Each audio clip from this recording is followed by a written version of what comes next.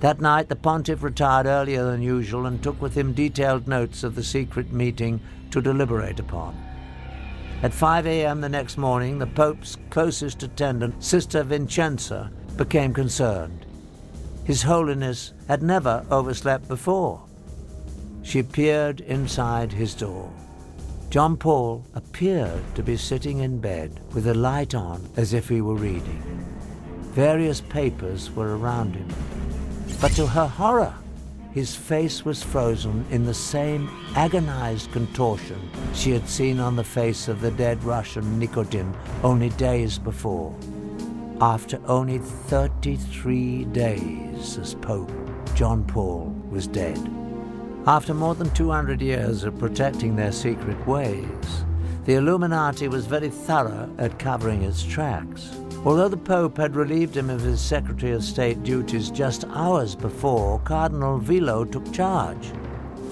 As the senior cardinal, he was now, in essence, the temporary Pope.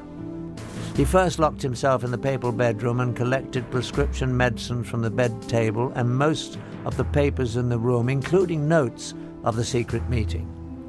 Also taken were the candies the pontiff often enjoyed while reading, and even the Pope's reading glasses and slippers. All these items were never seen again.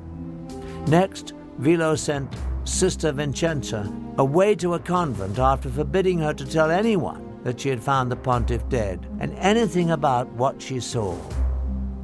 And then at 6:10 a.m. he ordered embalmers to be summoned.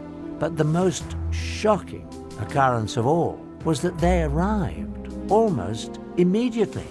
It was estimated that given the distance the embalmers had to travel, they must have been contacted at 4:45 a.m., 15 minutes before the time that the sister had discovered the Pope. At 7:30 a.m. a public announcement was issued. The cause of death was heart failure. Instead of Sister Vincenza, it was reported that the Pope's secretary, Monsignor Macnee, had found the body, and the time of discovery was changed to 5:30. By the time of the announcement, the embalmers had already done their work, just as in the all-too-similar death of the Russian Archbishop only 23 days before. Any possibility of 100% accurate autopsy was eliminated.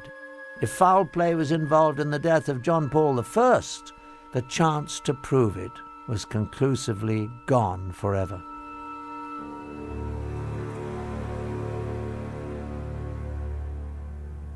Ten days after John Paul's funeral, Cardinal Vilo assembled the conclave to elect a successor. The official electing body includes 111 cardinals. Once sequestered in the Sistine Chapel, the cardinals must invoke the power of the Holy Ghost to guide them to their decision. But in truth, the principal candidates for Pope are not determined behind the closed doors of the conclave. These decisions are made in the elegant restaurants of Rome, where the most powerful cardinals meet for their dinners and lunches. When the cardinals finally entered the Sistine Chapel for the closed-door session Sunday morning, October the 15th, 1978, it became the scene of a theater of political manipulation on all levels. From promises whispered between cardinals to heated debates, with each ballot tensions elevated. After the 8th ballot, white smoke billowed up from the Vatican, signaling that a new pope had been elected. It also signaled a staggering defeat for the KGB and the Illuminati. The new pontiff was a staunchly anti-communist Pole, John Paul II. But the Illuminati does not accept defeat easily.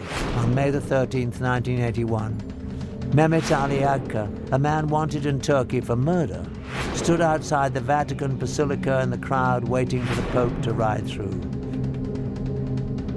According to Ali Agca's own account, John Paul came out of the Vatican about 5 p.m. in a white Jeep.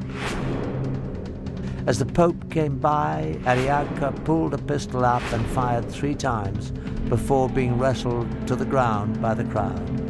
The pontiff was seriously wounded, but he would recover to continue his papacy. At first, Agca asserted that he had acted on his own, but investigators became convinced that a much larger conspiracy had used the obviously unstable and dangerous man as a tool for assassination. Soon, Agca admitted that the shooting was part of a Bulgarian conspiracy masterminded by the KGB. But of course, both Bulgaria and the Soviet Union denied any involvement. When the jury announced Agca's conviction and life sentence, he seemed shocked that he'd been left to bear the responsibility for the crime alone. Then he began laying out the precise details of the conspiracy to Italian investigators, naming all those involved. On November the 25th, 1982, Serge Ivanov Antonov, an employee of the Bulgarian National Airline, was arrested in Rome and charged with involvement in the assassination attempt. Soon, the list widened to include 3 other Bulgarians and 4 Turks. In July 1983, as Agca was being transported to another facility, the world saw him publicly admit the KGB connection, as he shouted to reporters that the KGB and Bulgarian intelligence services were involved. Later, he explained that he had been trained in Bulgaria and Syria by KGB experts in international terrorism. He also admitted that Antonov was an accomplice along with 2 Bulgarian embassy employees. In 1984, Italian judge Lario Martella was convinced that the KGB and the Bulgarian Secret Service were involved in the assassination attempt on Pope John Paul II.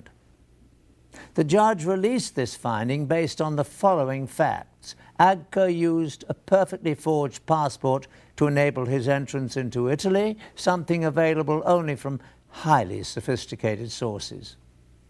He also had enough money to allow him to stay for extended periods in Bulgaria, Switzerland, and several other European countries.